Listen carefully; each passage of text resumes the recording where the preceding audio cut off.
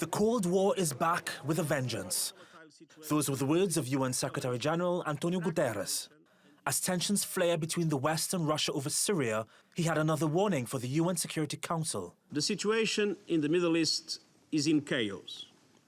To such an extent, it has become a threat to international peace and security. The region is facing a true Gordian knot. Different fault lines crossing each other and creating a highly volatile situation with risks of escalation, fragmentation and division as far as the eye can see, with profound regional and global ramifications. Ambassadors from Syria and its allies squared off against the West. Last week, a suspected chemical weapons attack in the town of Douma outside Damascus killed dozens of people. Russia says the attack was fabricated by the UK.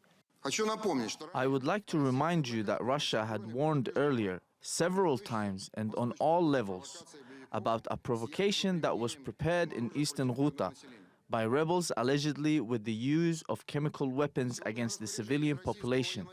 Today, Russia's military has further evidence that proves direct participation by Britain in organizing this provocation in eastern Ghouta. The UK slammed Russia's claim and called it fake news. He is alleging that Britain is somehow behind the CW attack on Douma. This is grotesque. It's a blatant lie. It's some of the worst piece of fake news we've yet seen from the Russia propaganda machine. UN Ambassador Nikki says Washington has proof that there was a chemical attack in Douma. She echoed President Donald Trump in warning of a potential military attack and says she'll join Trump in Washington to discuss the U.S. response. You don't rush decisions like this. If you rush decisions like this, you make a mistake. What we're making sure is that we have all the information to know if we do something, what will happen, how will it happen, and will it hurt anyone? And that's always been something that Americans put a lot of thought into, and it's also something that we have a moral obligation to, and we're going to follow through on all of that. As tensions rise among member states, Syria issued a threat at the council meeting.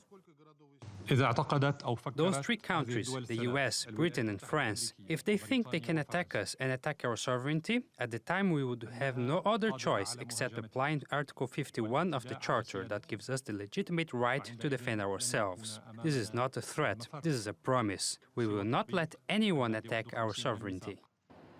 A team of chemical weapons experts has already arrived in Syria.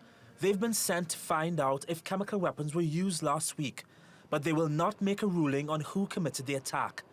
That might leave the US and its allies handing down a sentence on Syria without a definitive verdict. Reagan Des Vignes, TRT World.